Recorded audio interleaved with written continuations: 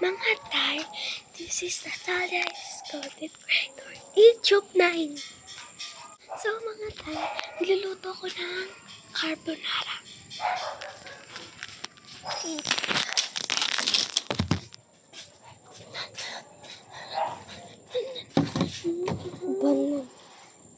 Pandan na. O pag yan nabasag, luto na yung sinaing. Okay lang yan. Ang dami ko. Sa palengke ko lang to binili, hindi sa tig.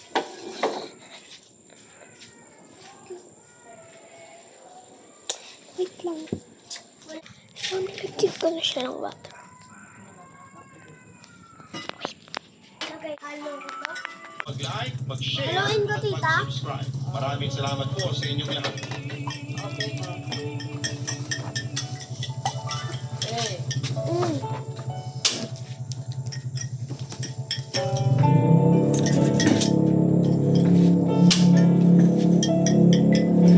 Marami sa atin ang hindi naniniwala sa mga kababalaghan at kwentong nagtataktan. mantika, onte, Oo, tsaka mahilig asin. tayong magbasa o makinig kahit manood ng mga horror movies. Pero para naman sa entertainment. At kung meron bang nagsasabi na meron siyang experience na nakakatakot ng madalas, ay i-invalidate natin sila. Katulad ko, Dito, oh. maraming beses akong nakaranas ng nakakatakot at kababalaghan. Ilang beses din akong nakakita ng mga multo pero kapag sinasabi o ikinikwento ko yun sa iba, kadalasan ng reaksyon nila ay hindi sila naniniwala at ipinagpapalagay nila na baka gutom lang yon o may sakit ako sa pag-iisip kaya nag-hallucinate lamang ako. Sad but true. Yun ang realidad. Tita, okay. Kaya sa totoo lang, Papa Dudut, ay nag-aanlangan pa akong sumulat sa programa mo. Kasi nasisiguro kong marami nitigan ako ni Ma'am at kinukuha yung papel ko. Alo, Binigay ko kasi attendance namin yon, pero sabi ko ay ayoko magpahula. Hindi niya ako pinilit nung araw na yon, pero sa buong semester ay iba talaga yung titig niya sa akin. At madalas niya akong tanungin kung ayaw ko ba talagang magpahula. Lagi naman akong tumatanggi. Sa nagdaang semester, ewan ko kung tsamba-tsamba lang siya, pero sabi ng mga kaklase ko, ay nagkatotoo daw ang hula sa kanila. Meron pa nung one time na may nawala ng cellphone sa klase tapos ay hinawakan niya lang ang bag namin. Alam na niya kung sino ang nagnakaw at naibalik ang cellphone. Tapos di ba may mga kaklase ako noon, tapos yung hula niya kay Maggie na hindi niya publicly sinabi yung hula about sa kanila nung first day namin. It turned out na nakita niya kasi na maagang mag-aasawa, magda-drop out, magnanakaw at makukulong. Lahat ng mga ito ay tama at nagkatotoo. Nalaman ko yon, yung tungkol kay Maggie dahil na rin sa kwento ng mga kaklase ko at sa usapan ng professor ko tungkol sa kaklase kong napariwara 2 months after siyang hulaan ni Ma'am. Papadudot alam ng lahat ng mga kaklase ko na masayahin akong tao at marami akong kaibigan. Isa sa kanila si Jai. Last 2 meetings na namin noon kay Ma'am kasi patapos na ang semester. Matamlay noon si Jai sa klase namin.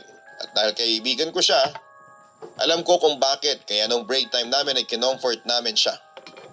Mamayang kaunti lumapit si Ma'am tapos ay biglang sabi niya, Jai, totoo yung hinala mo. Napatingin kami sa kanya. Aniya. ano pa init? Dahil doon ay napatakbo ko palayo sa professor ko. At habang pababa ako ng hagdanan ay kinikilabutan pa rin ako na umabot na hanggang ulo. Dumiretso ako sa kantin at tiyempo namang nakasalubong ko si Jai. Tati, anong problema? Bakit parang takot na takot ka? Dito na. Concern na tanong niya sa akin. Napatingin ako kay Jai at naalala ko yung sinabi ni Ma'am sa akin. Hindi ko yun masabi sa kanya kasi naaawa ako na baka makaapekto yon ng malaki sa aking kaibigan. Pero hindi ko... Nescafe. Bangon. Gisingin ang mundo.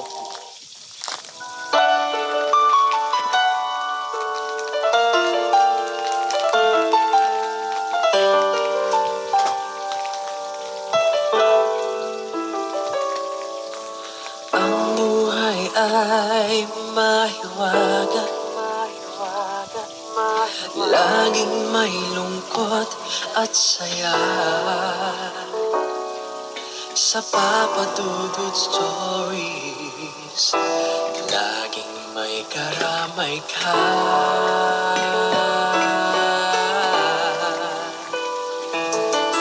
Mga problemang kaibigan, dito ay pakikinggan ka sa Papa Dudut Stories. Kami ay iyong kasama. Dito sa Papa Dudut Stories, ikaw ay hindi nag-iisa.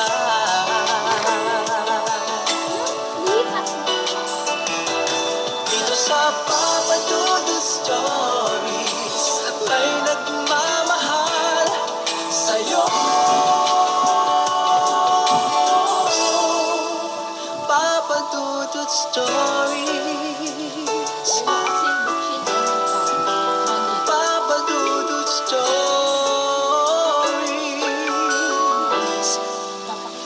Papa Dudut Stories.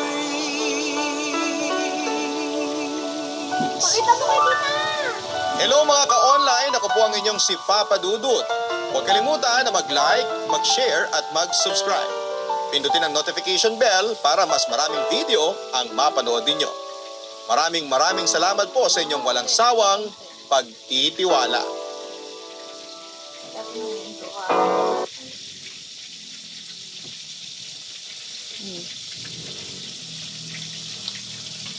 Betchin. Ay balabang ay aaminin ko na sa inyo. May kami-kaming mangkukulam. Pero hindi namin ipinagkakalat dito sa lugar namin. Ay pinadala na sa ospital. Chicken wings yummy. Dati naman, nung time na yon ay may sakit na rin. One night ay bigla na lang siyang inatake sa puso kaya sinugod siya nila mami Tapenga ako. at nung brother ko sa ospital. So syempre, kami lang nung sister kong bagong panganak ang naiwan. Ulam ko yan. Hindi ako natulog nung time na yon para bantayan sila Yes ni na lang. Bibi. Naglagay kami ng Init. sa ilalim ng higaan for protection. Uy, ah. Yun kasi ang perusan ng mga matatanda. Ano daw kasi sa matatalim na bagay ang mga aswang. Simula 11 p.m. na noon at hindi pa rin kami natutulog ng sister ko. Nagulat na lamang kami nang biglang may tumadyak ng sobrang lakas na tinutulugan namin. Sobrang lakas ng lagapak dahil gawa lang Kita na to chicken wings. ang pintuan. Papa Dudut, patakbo sa may bintana para tingnan Chicken wings. pero Sobra. wala ako. Kasi wala naman akong nakikitang tao sa labas ng pintuan. Hindi kami nagsalita kasi may paniniwala kasi sa amin na once na kinausap mo yung nasa labas ng pinto na hindi naman tao ay parang pinapapasok mo na rin siya sa loob ng bahay. Kahit sobrang takot na ako ng time na yon, dahil pinilit ko pa rin maging matapang para kay baby. Sumilip ulit ako sa kabilang bintana sa may tagiliran ng bahay malapit sa higaan ni baby. Sobrang dilim noon sa labas at ang nakapagtataka ay wala kang aninag maski isang ilaw lang. Galing sa kapitbahay. Yummy. As in totally black out talaga. Kabadong-kabado na ako dahil may narinig akong hininga. Malambot As in na. parang hininga ng halimaw. Naman daw sila nagpapatay ng ilaw. Lagi naman daw sinisindihan yun lalo na pagpatilim lang. Kaya pala isipan pa rin sa akin kung bakit sumilip ako sa bintana kagabi. Totally black ang nakita ko sa labas ng bahay. Then naalala ko na lamang yung kwento dati ni Lola sa akin ng mga aswang daw ay may kakabulan. May kapangyarihan daw sila para din langin ang mga taong pintuan nila para hindi sila makita. Lalo kami naging maingat pagkatapos noon, Papa Dudut. Inayos na kapatid ko na lagi yung mga pinto at bintana sa bahay namin para magsigurado na wala makakapasok. Ayos po aswang sa bahay. Naglagay na rin kami ng isang mangkok ng asin sa bawat bintana. Nagsamit ng mga bawang sa labas ng pinto namin para lalong hindi kami nakita ng mga aswang. Sa kabilang banda ay lumabas na ng ospital si Papa. Tita, iba dahil di ko pa inano hindi kasi di pala ito. Na-paralyze kasi ang kalahati ng kanyang katawan. Baby. Pinamaneho ni Kuya Tonto ay tumagal ng 6 hours ang biyahe namin. Anyway, yung lugar na yun ay puro kamag-anak namin ang mga nakatira. Halos So, meron kami. Wait, wait. So nasa sasakyan So, kapalitan kami pastor ng ko kayo dito. Dito yung bakanteng lote namin. araw-araw din kaming magka-text. Tapos meron mga paay. And meron tatlong ano. Tapos may motor. Yung Tapos ng 2 buwan niyang panliligaw tapos sa akin. na kami dito. Nagpakasal na kami makalipas ng 2 taon. Tapos dito si Bonang. Kaso namin. Tapos yung seats yung dalawa. Lalaki at may sariling bahay na si Earl. Kaya after ng kasal, ay doon na kami nanirahan papatuloy. Sakto lamang yung laki ng bahay, bungalow style. Na mayroong So, wait lang. dahil sa buntis na ako ay nag-start na Sorry muna guys, ako sa hindi ko pagtatrabaho. kayo kasi nagluluto talaga Sa ako. bahay ng parents ko para merong magbabantay sa akin. Isang buwan matapos kong mga anak sa first baby namin na isang babae ay bumalik na ako sa bahay namin. Ito kasi ay So, kakain nahihiya ko. na rin kasi ako sa Yaw! laging nag-aasikaso sa akin ng baby. Malaki talaga yung dito na Naisip ko rin na magandang natin. matuto ako na mag-isang mag-alaga ng baby namin ni Earl. Dahil obligasyon ko naman talaga yun. Niluto ako, ikaw ngayon nagsisimple. Tapos update, nalagay ko na yung sauce. Tapos naluto, masarap na. Sarap. So, kakain muna kami guys. Hintayin mo lang, wait lang. Kakain lang kami. So, kain tayo.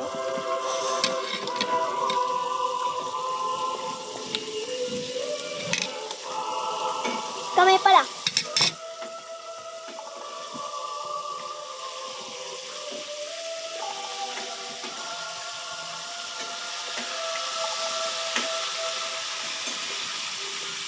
Kung binaro dapat partner yung first season niya. Mamaya, kaya. Pag nagutom ako, kain ako.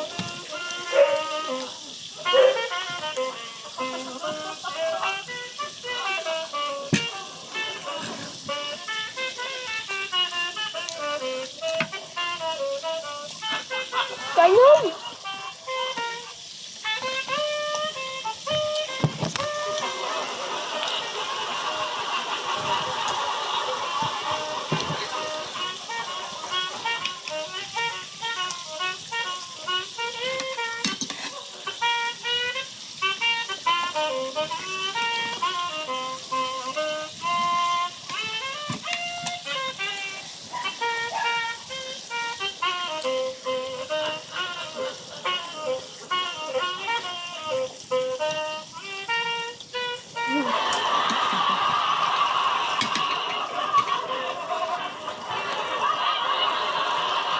Sagay.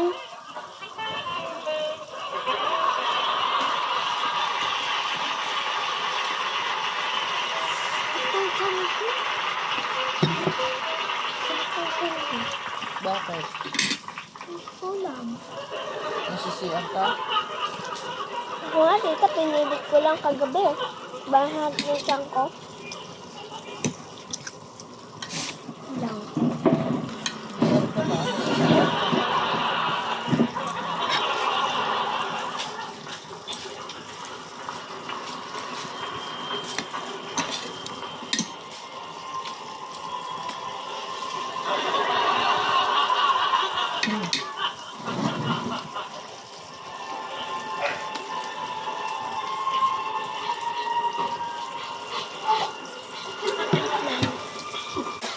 So guys, hanggang dito na lang. Bye.